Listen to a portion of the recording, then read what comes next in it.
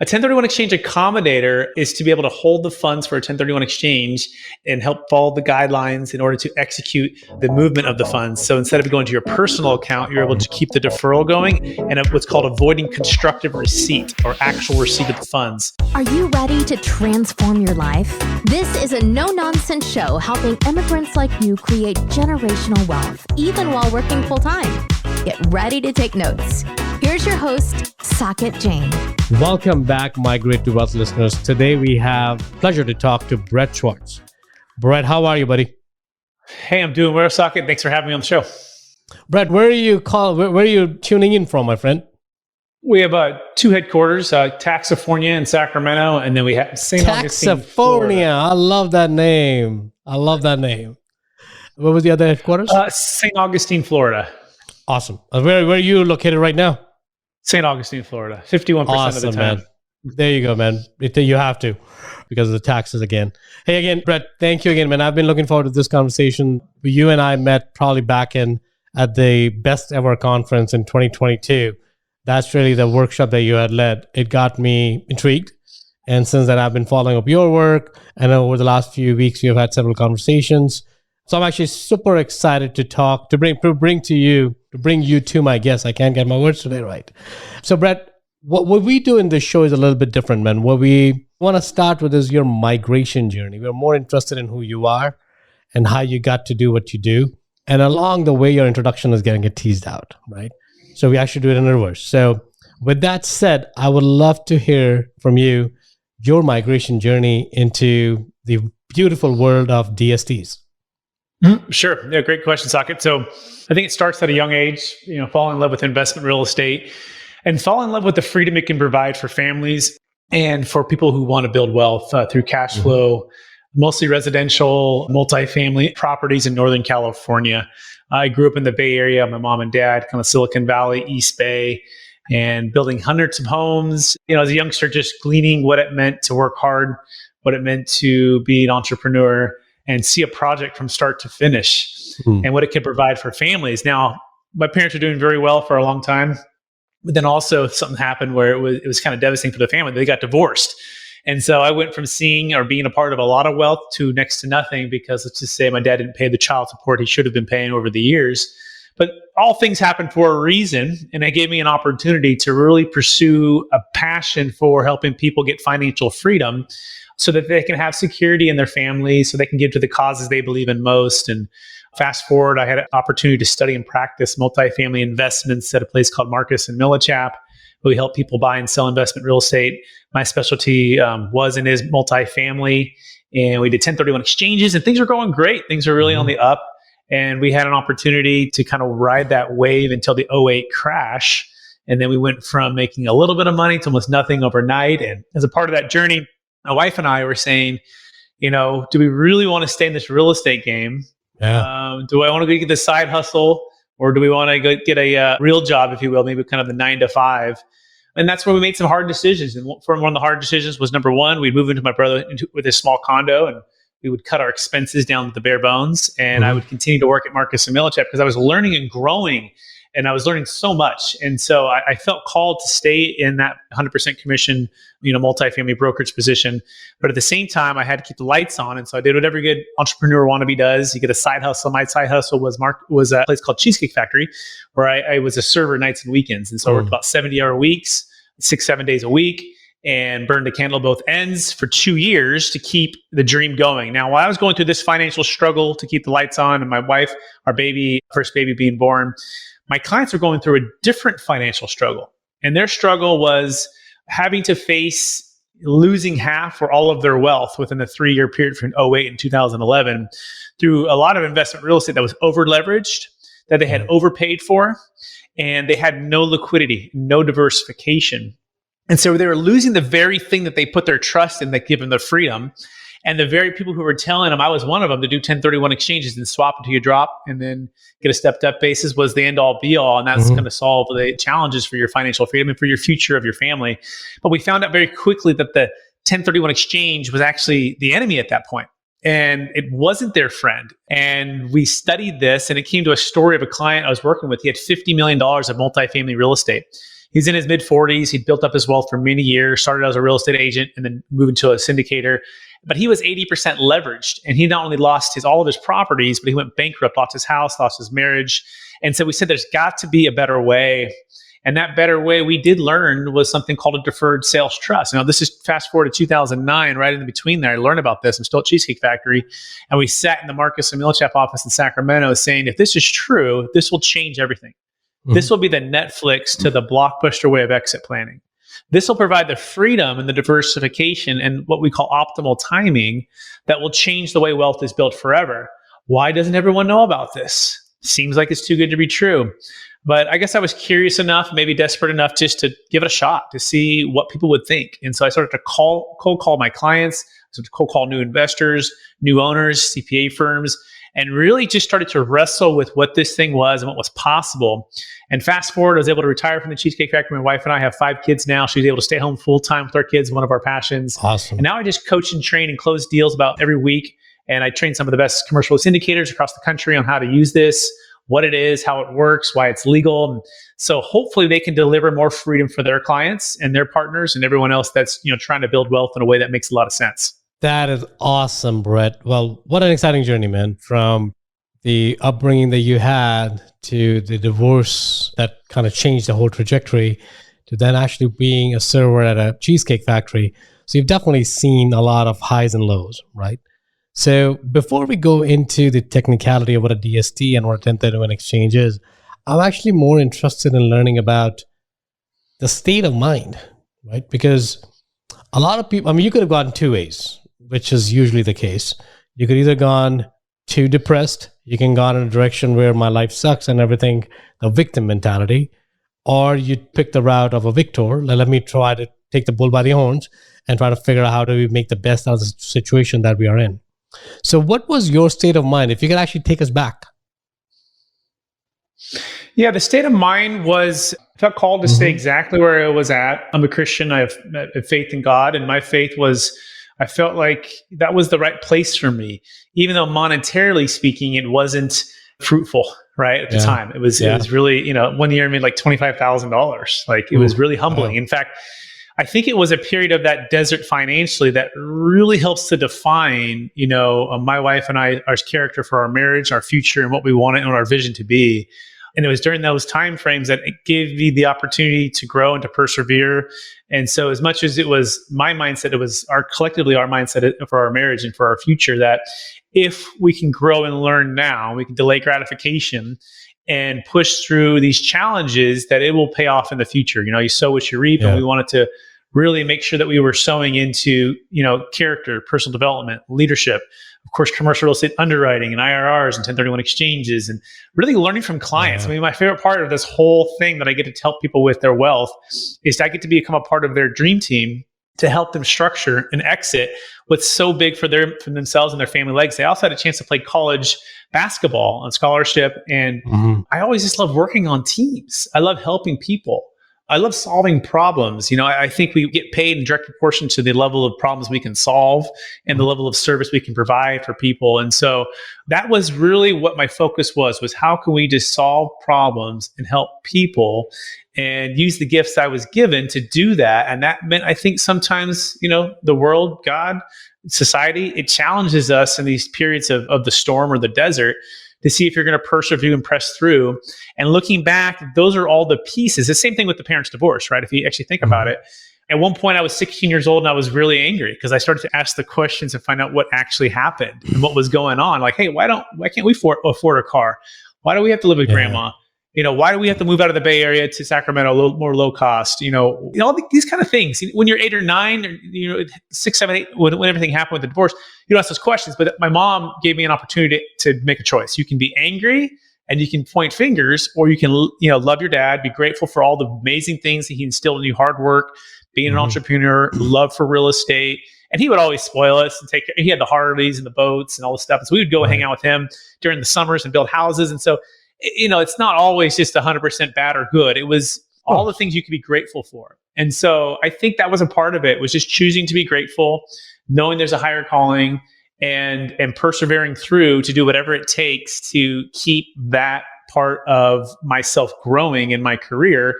And by the way, that's what ultimately led to learning about the Deferred Sales Trust, which has ultimately led to why we're here today. So all of these things happen for a reason, and I don't think they're by accident. And I just feel grateful to be able to be part of people's lives to help them create and preserve more wealth. Well, Brett, that's a great attitude, man. I think that's the attitude we're trying to instill in even myself and our listeners, right? Because life is going to kick you. It's a matter, it's not a matter of if, it's a matter of when. And in those moments of down is when your true character rises up, right? And I'm glad that I'm not amazed, but I'm glad that, I'm not surprised, but amazed that your mom actually instilled the behavior of, let's look at the positive side, right? You can complain or you can say, I'm grateful for this, this, and that. And that actually, I'm hoping that has a lot of role to play into who you are as a person, as an entrepreneur, as a problem solver, as a dad, as a husband. That trait probably shows up in everything. So thank you again for sticking through it, because DST is important, right? So now let's take it forward. So now you were a broker, commercial broker? Yes, multifamily commercial broker. Yeah. Multifamily commercial broker.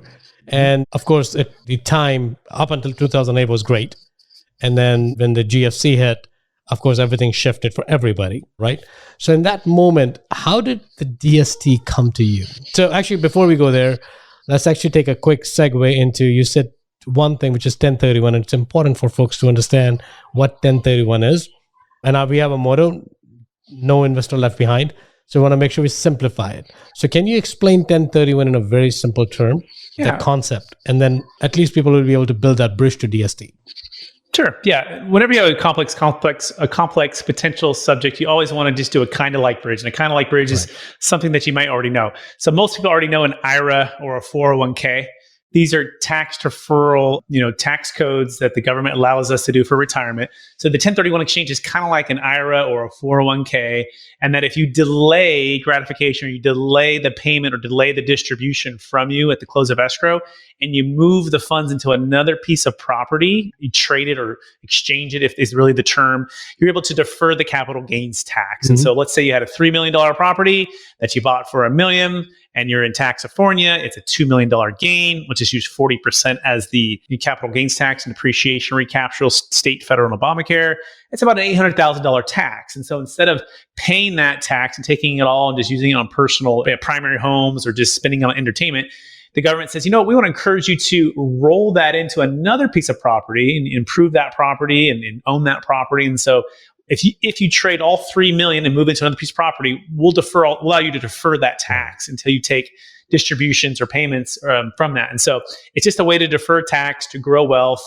It's amazing. It's one of the best kept secrets. Not really a secret anymore. Definitely was 10, 20 years ago, but they make a whole lot of sense. But there are some challenges. You have to identify within 45 days what you're going to buy from the time you close. You have to close within 180 days. You also have to take on equal or greater debt, equal or greater value of the property is sold. It also only works for investment real estate. It doesn't work for primary homes. It doesn't work for cryptocurrency. Right. It doesn't work for business sales. And that's where the Deferred Sales Trust comes in, because it works for all of those assets, not just the one singular commercial real estate asset.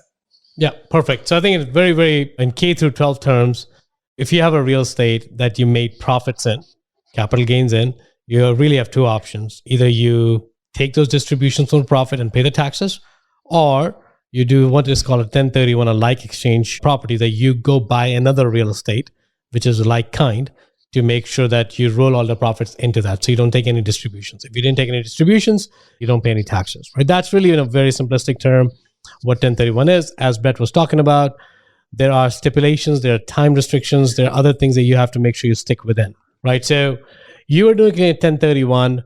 What actually made you think about DSTs? Because the time that you were in, if you go back to the GFC, there were really no capital gains that were happening, right? So chances are people were probably losing values on their properties, right? So why was that shift? How did you even encounter? What question were you asking that DST was the answer for? Because it was not just a capital gain problem. So help us understand that. Yeah, so it really had to do with optimal timing, because we repeatedly would hear the same thing, Saket. Hey, I'd love to sell, but I need to have my 1031 lined up. Hey, I'd love to list and sell with you, but go find me my up leg first. Hey, if you find me my up leg, I will list and sell. And it was this constant thing of the chicken or the egg. And we would say, well, Mr. Seller, respectively, if we can find your deal, we've already have found it and you would already have sold. But if we find the deal that you want, guess what? Someone else who's already at the plate in an exchange is going to buy it. So it's always this thing where we can extend escrow, we can build in these options, we can do a Delaware Statutory Trust, all these different things that we're doing these songs and dance to get what's called optimal timing in place. But guess what? 2006 and 7, there's people looking, going, cautious. Yeah. Like there's some things that are kind of crazy here. And in fact, the story that changed it for me was a gentleman in 2006 who used the DST to sell high and buy low. Because our parents taught us to sell high and buy low, not sell high and buy higher 180 days later with more debt, less liquidity, less diversification, and a higher interest rate and lower cap rate arbitrage. And we're seeing the same thing happen right now. Mm-hmm. And it's really kind of scary because people don't know what the deferred sales trust is. They're going out there and they're hoping that rent's going to continue to increase, and they're going to hope that they can just do the things that they've always done, but because they feel trapped by that tax. And so they're taking that risk. And so this is kind of like deja vu in some ways. Mm-hmm. Other ways, it's completely different. But the point was, we wanted to show people how to sell high and buy low. And that's what the Deferred Sales Trust unlocks. So back to this gentleman, he sold a $20 million deal in Minnesota. And 5 years later, that same property was foreclosed on. And the bank calls him up and says, hey, do you want to buy this back? He says, well, maybe what's the price? They say 60 cents on the dollar. So the Deferred Sales Trust, what's so unique about it, you can partner with the trust at any time. The next day it closes, 2 years from now, 5 years from now, and you can buy back with a new depreciation schedule property, all tax deferred, not using a 1031. And this socket is when our brains explode. And we were at Marcus and Millichap. We thought we were the ninjas of investment real estate, 1031s. And that sounds too good to be true. Everyone will be doing it. And all of the things that start to flood your brain and why people aren't still doing it as much as we think they would be, right? Although there's been thousands of closes, 27-year track record, billions of assets sold using it, over 20 no-change IRS audits. It's literally batting 1,000, but it does take a select few, we call Navy SEALs, that are specialists in this area to make sure you don't mess it up, right? And it takes a team of professionals to work together. The long story short, he bought it back at a discount. He did exactly what our parents taught us to do, all tax deferred, not using a 1031. And it's when you understand each individual step of how it works, it's actually very simple. It's just an installment sale. He basically said, hey, instead of doing a 1031 into a $20 million property, I'm going to carry back paper for this trust and let the buyer buy the asset and go do what he's going to do. And in the meantime, he put it into stocks, bonds, mutual funds, conservative stuff, by the way, not subject to the big crash. He wasn't trying to hit a home run there. And basically just sat in a safe harbor, diversified portfolio, out of debt. Then when the property values dropped, he was able to have the funds sent to an LLC to buy that old asset. You can buy any asset you want, by the way. We did a deal for a client out of Alabama for $2.6 million, a business sale, and then he used $600,000-700,000 to build multifamily units in Tennessee, all tax deferred. Okay, we did a crypto sale for she bought it for $50,000, went to $50 million. She exited 5 at $54,000 a coin. She used 4 of the 5 just to fund her next tech startup business. So it's very flexible with how you can invest it, where you can invest it, and best of all, when you can invest it. So what we were really trying to solve was that timing, which is the number one thing why people don't like the 1031 blockbusters, like showing up on a Friday night and you got that movie, you may or may not got it, or might be checked out. You have to return it within 3 days. Along came Netflix and everything changed. So the Deferred Sales Trust is like Netflix. And then it gives you that optimal timing as the primary thing. And then there's other things to build around that as well. So, of course, Brett, you're a master at this subject. So, of course, whatever you're saying is flowing so naturally from you. But I want to break it down, right? So let's actually, again, simplify things. So the two problems that 1031 that you were trying to solve for, one is it's only available for real estate, right? That's investment real estate. It's not available for primary homes. That's correct. And so we do primary home sales too, right? And we do crypto businesses. Perfect. Yeah. So that was one problem. The second real problem, which is actually a much larger problem, is the time restriction, right? So, and we'll make it real for folks. So when the market's going up, everyone's selling. The buy and sell is happening too fast in the market, right? So the chances are, and the time restriction is within 45 days, you have to identify, and at 1031, within 45 days, you have to identify, and within 180 days, which is 6 months, you have to close it, right? So that's just to give people perspective. If you don't identify a property within the first 45 days, you cannot bring a new property in, right? You have to close with the ones that you have identified. Now, what happens when the market is going up? It's fine, right? Because chances are the capital markets are frothy, everything is fine, your debt is approved, there's properties on the market because everyone's trying to cash out, right? They want to bank their profits. So there's a lot of transactions happening back and forth and everyone's feeling good. So chances of you meeting that 1031 timeline is fine. Most of us are not in that timeline forever, right? Most of us will have to sell the property when we don't want to, when the market is down, right? Something is happening in the capital market, the debt's being called off or whatever. So in those moments, which we are in now, right? We're in that cycle right now that if you want to capture your profits today, you may not have another property to buy, right?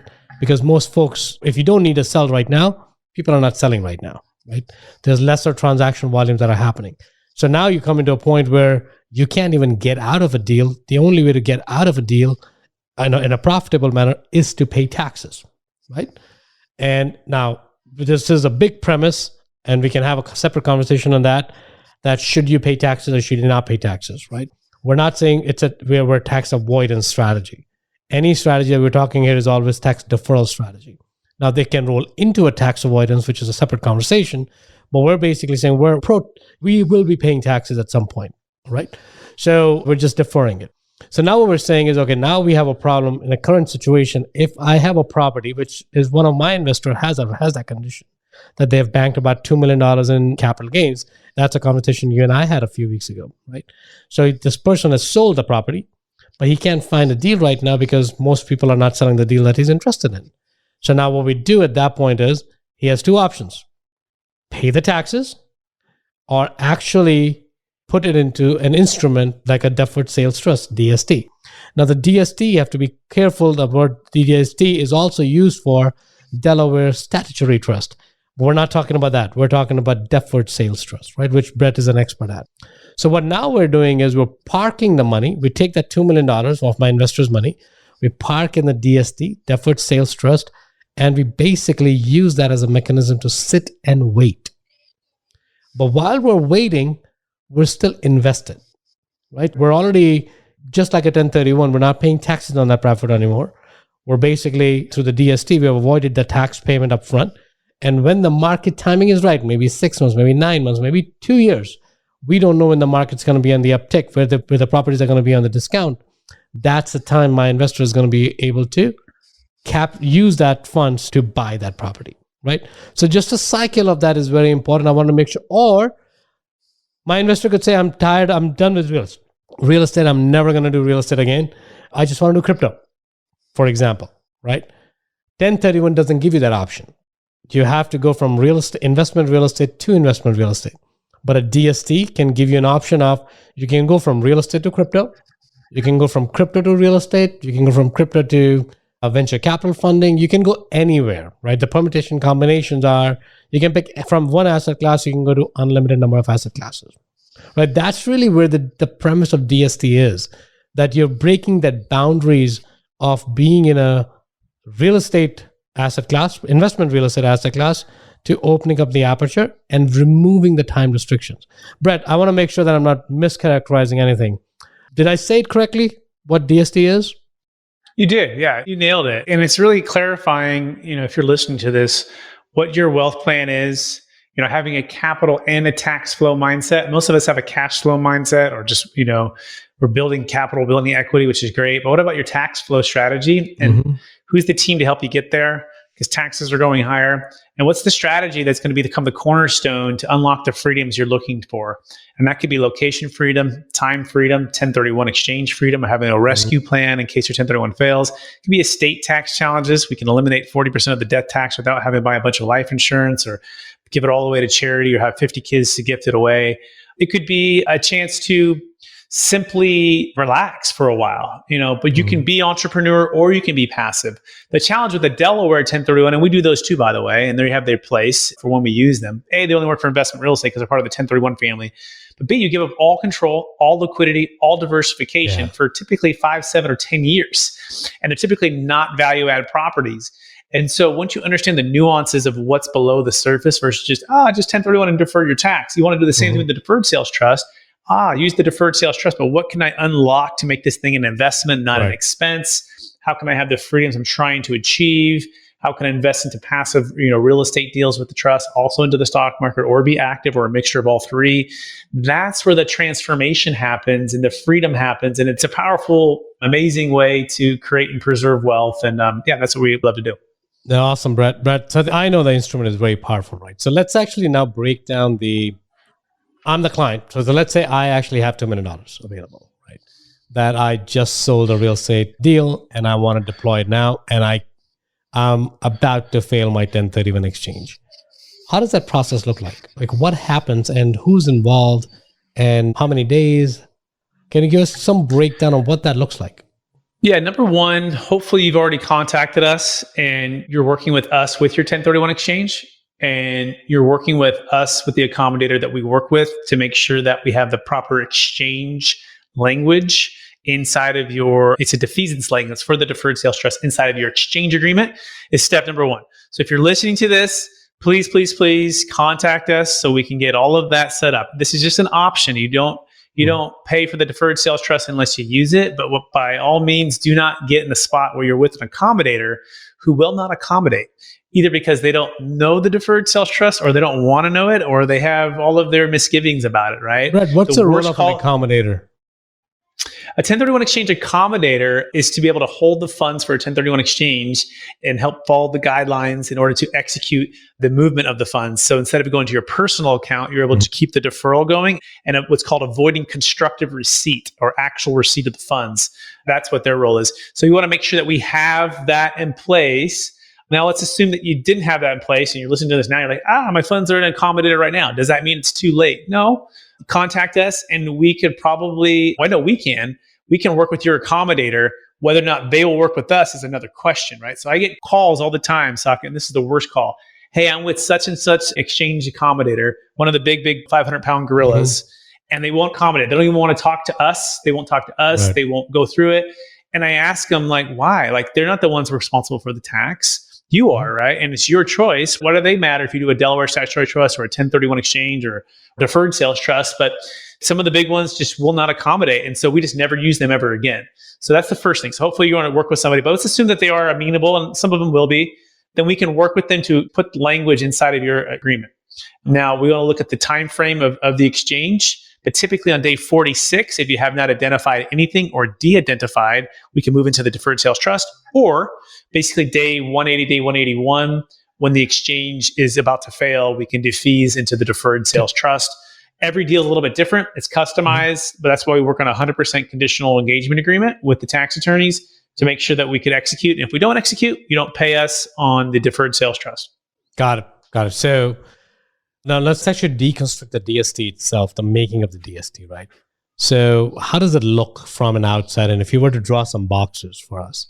So there's, let's talk about who's involved as an actor. So of course, the investor who just has capital gains to help with. Then the trust itself, the DST. Who else is involved? Is there a trustee? Is there beneficiary? How does that structure at a very high level? Yeah, great question. And I'm actually going to just share my screen here if that's okay. We'll see what happens if I'm able to share this thing. I don't know if we'll be able to share, but let's try that because a lot of people are going to be listening into it. So we have to talk through it. Talk us through it. You can see it. Yeah, I'll still talk through it, but I don't know if you can see that or not. So yeah, there's really three parties involved. There's the trustee. That's our company, Capital Gains Tax Solutions. We're a third-party unrelated trustee. There's the tax attorney. Okay. And then there's a financial advisor. Okay. And then your role is the note holder.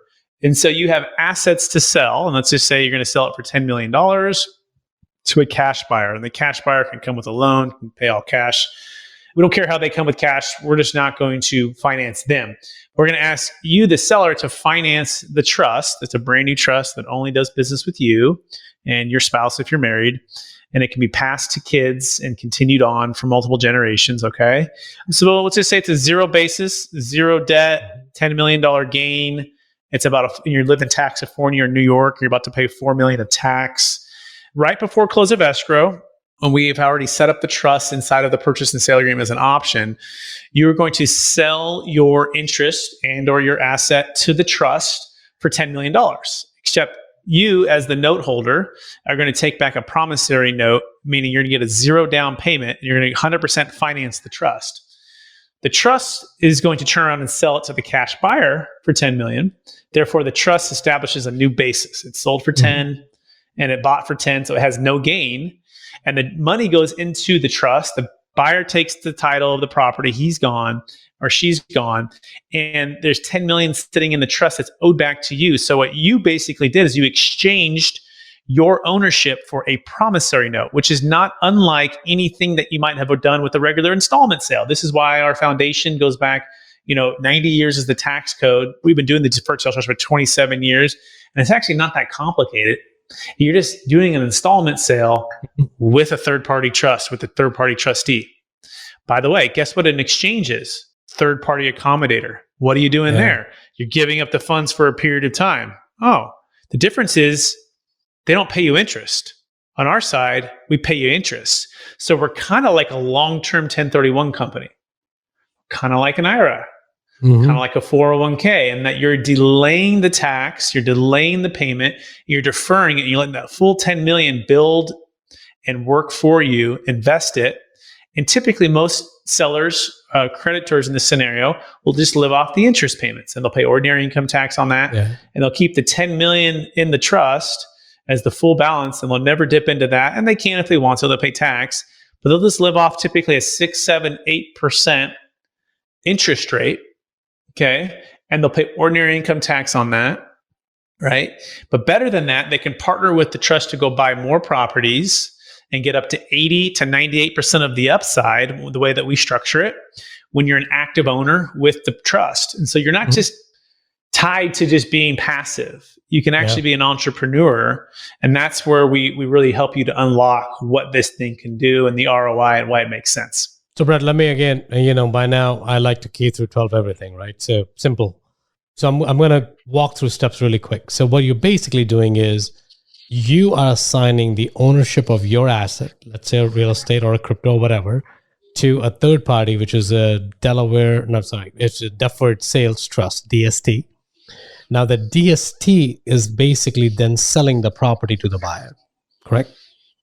Is that correct? Yes, that's correct. Okay, so now let's talk about some things which there's going to be tons of questions, right? But one key question is going to be, the DST is a third party by definition, right? And that's the only reason you can avoid taxes. Otherwise, you won't be able to avoid taxes. So if it's a DST is owned by a third party, how do I, as an investor, have any control in there? What's the risk there? What's the risk there for me? Because I'm afraid that I'm going to lose control. Yeah, good question. So as a creditor, you have all the rights and protections of a lender. So Saket, is the bank concerned if they loan you $10 million for your multifamily property that you're not going to pay them, that they don't have the right to foreclose, to take the asset, sell the asset, and get paid?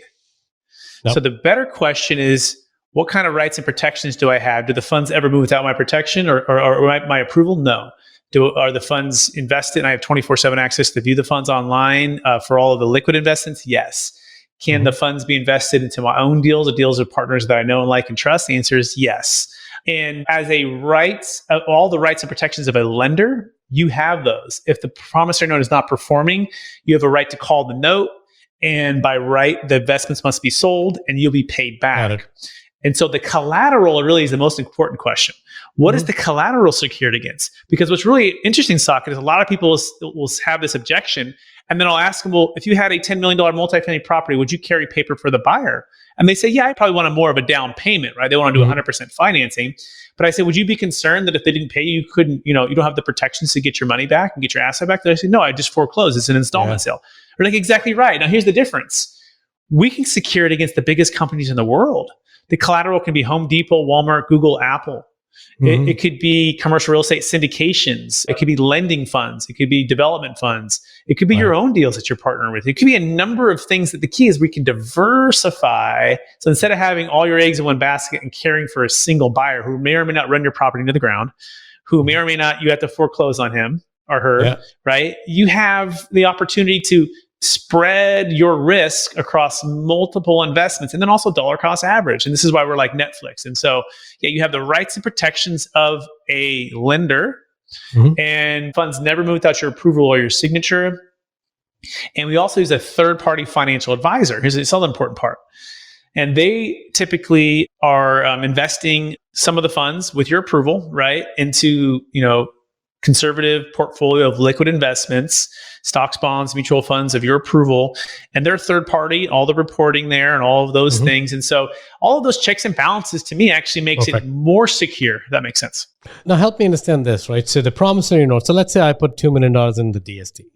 The promissory note is $2 million because that's the promise. Now that value of the DST in the next 10 years grows to $20 million because of the investments and the holdings that we have. Is my promissory note still $2 million?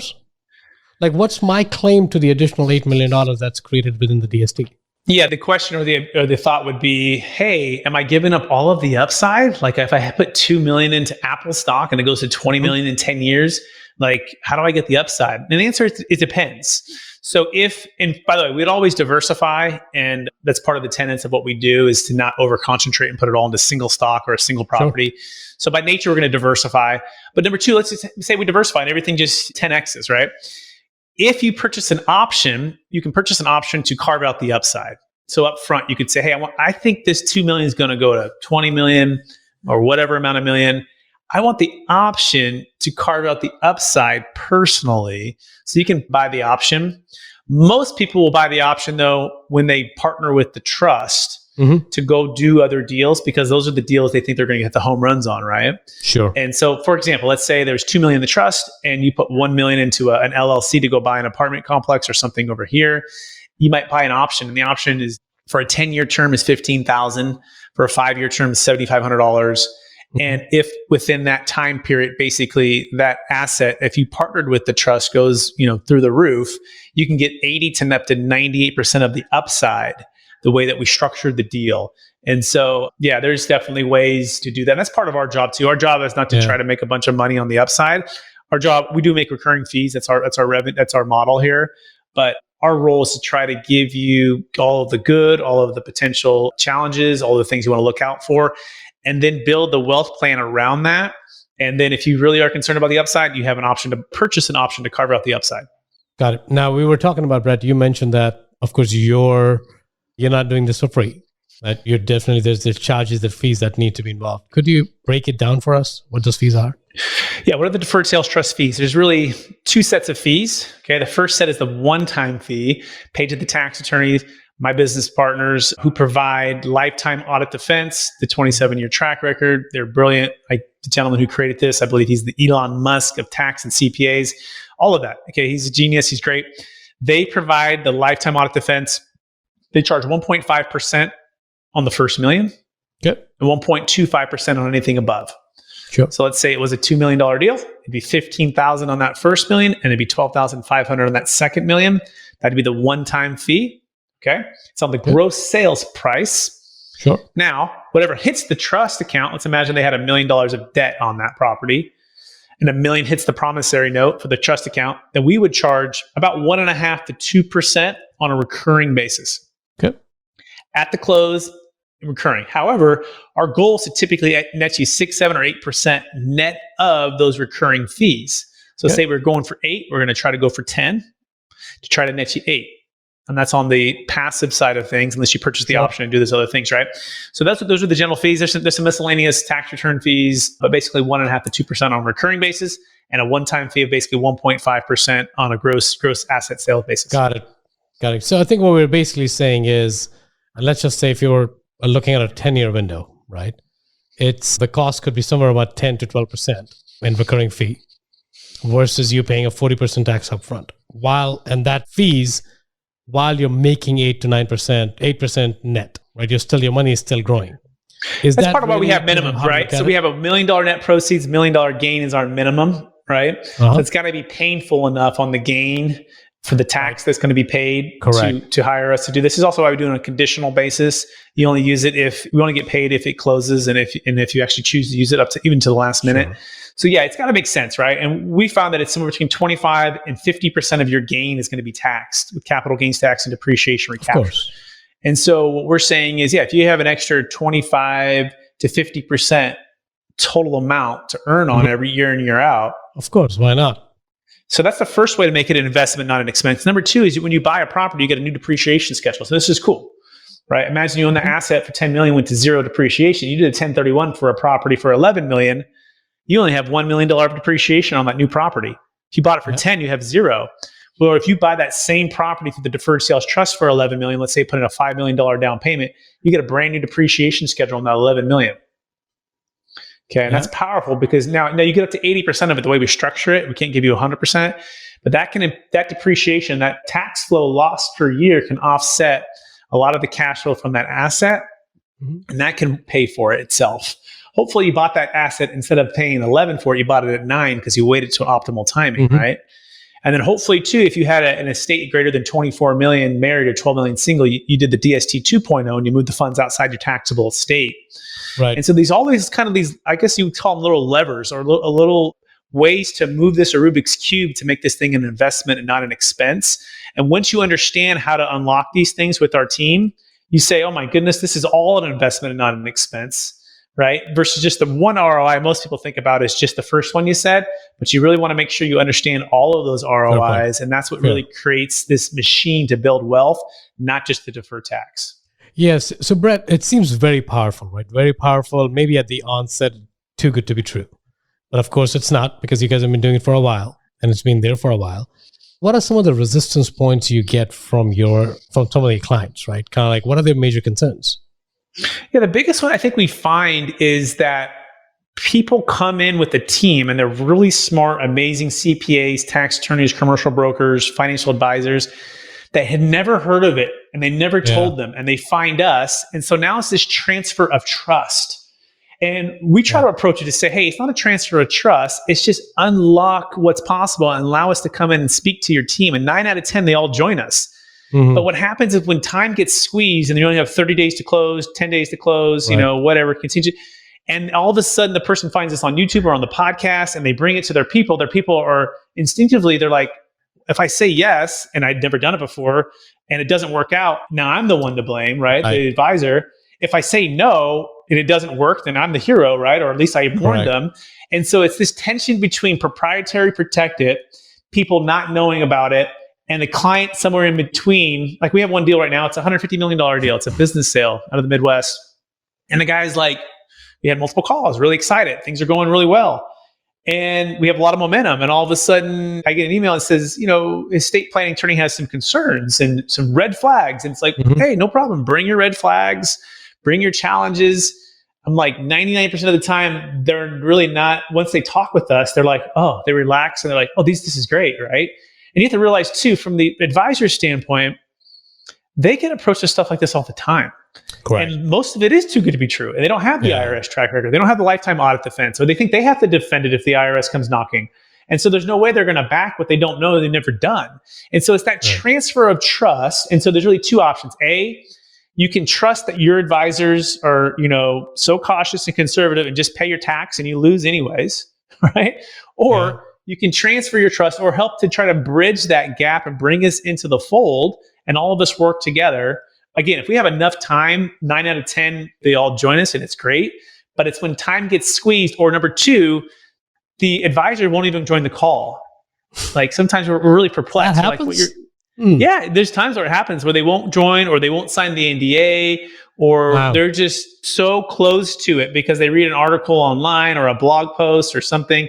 I'd say it's the rare occasion. And in that part, the client has to decide if he wants to just go with that person and pay your tax or you want to go here. Or perhaps you want to rather just do a 1031 exchange. We can help you with that too, or Delaware Statutory Trust. So I'd say that's the biggest one, is that transfer of trust. Now you're also trusting the trustee, right? Who's a third party unrelated trustee. Get a chance to know us. You can talk with our clients. But more than that, we've had third party national law firms, 55-year-old CPA firms, former IRS agents that have looked at this, and their tax attorneys write legal opinions, private letter rulings, over 20 no change, no finding audits. Like it's literally batting 1,000. Like it's never lost, not one single time. But it's not the evidence of that. It's typically the story, Sak. And I'll give you one more story. And it's a gentleman named David Young. And you can look him up. You can go to my YouTube channel.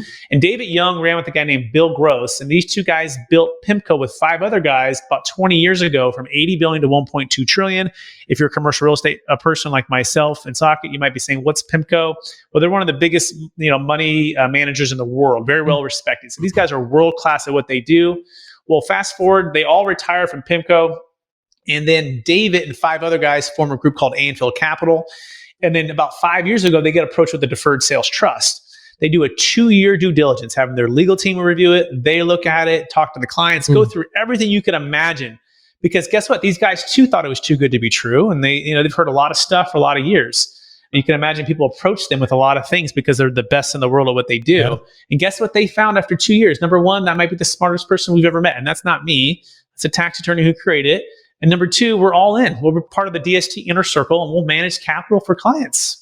And so I asked everyone, Socket, who's listening to this, and people say, how can you be so confident and convinced about it? I'm like, because I talk to the people who are the best at what they do, who have done serious NDA signed due diligence with their legal team for 2 years. And guess what? If it's good enough for David Young and his legal team, is it good enough for Brett, Socket, and who's ever listening to this, right?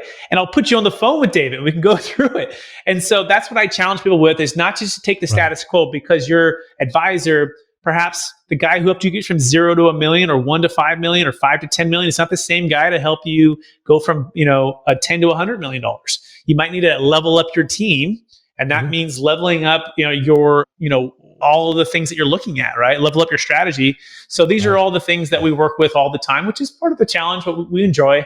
But we also want to work with people. We don't want to replace CPAs. We don't want to replace their tax professionals. We want to come alongside and weave the DST into their wealth plan.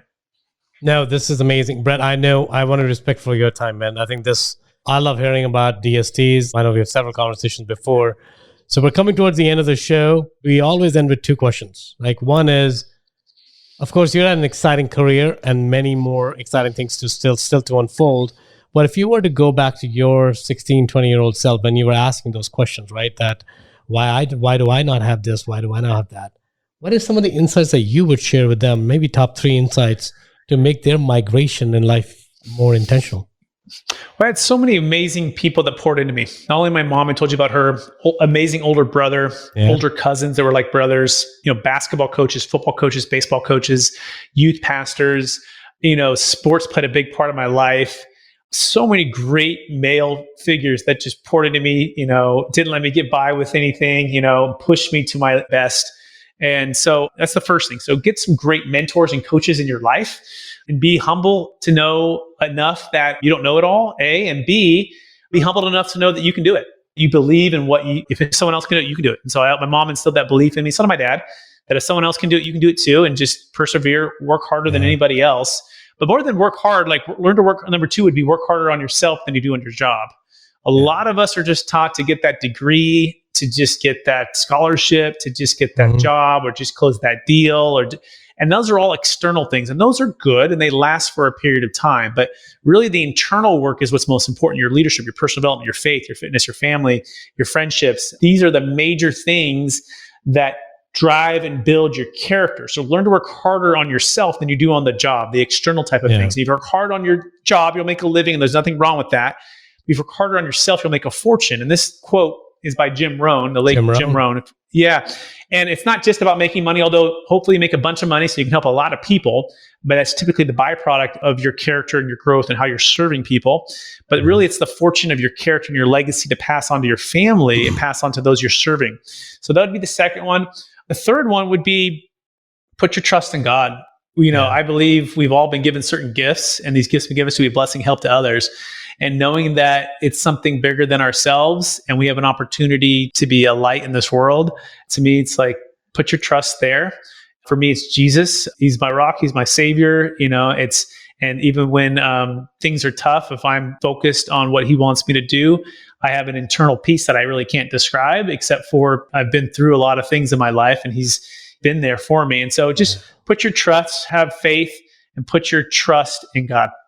Awesome. Brett, so I know you're a man of faith. You made it pretty clear as well. So I'm pretty sure the next question you probably have a very thoughtful answer already. What is one thing that humanity should migrate towards, right? Kind of like, what's missing? What's one thing that humanity is missing besides trusting in God? Yeah, besides trusting in God. You already gave one insight. So besides that, what do you think humanity should migrate towards?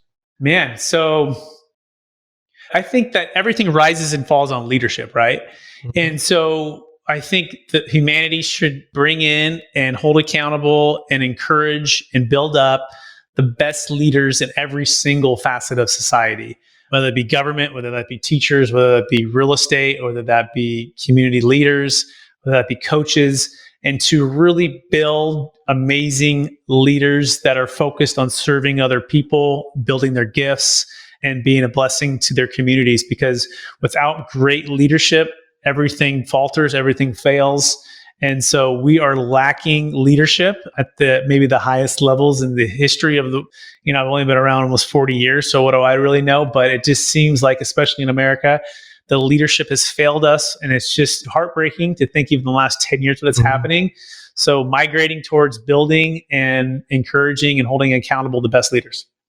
Awesome. And on that high note, Brett, if somebody wants to get to know more about DST or have a connection with you, where do they find you? Yeah, you can go to capitalgainstaxsolutions.com. You can also search us on YouTube, Capital Gains Tax Solutions. You look for the new book coming out with Kevin Herringer from Shark Tank, who's a part of the book, called Building a Capital Gains Tax Exit Plan. It'll be on Amazon in about 30 days or so. You can check out our masterclass, our mastermind more so. It's kind of a mix where we're literally every single week on Fridays, 10 a.m. Pacific Standard Time, 1 p.m. Eastern, we're taking live calls, live deals in a Zoom room, and we're wrestling with all of these questions in ways to help people live. So you can check that out by going to capitalgainstaxsolutions.com is the main space. You can find me on LinkedIn, Brett Swarts, on Instagram, Brett Swarts, and it's BRETTSWARTS. Awesome. Well, thank you again, Brett. I know it took longer than what I had planned for, so I appreciate you hanging with us.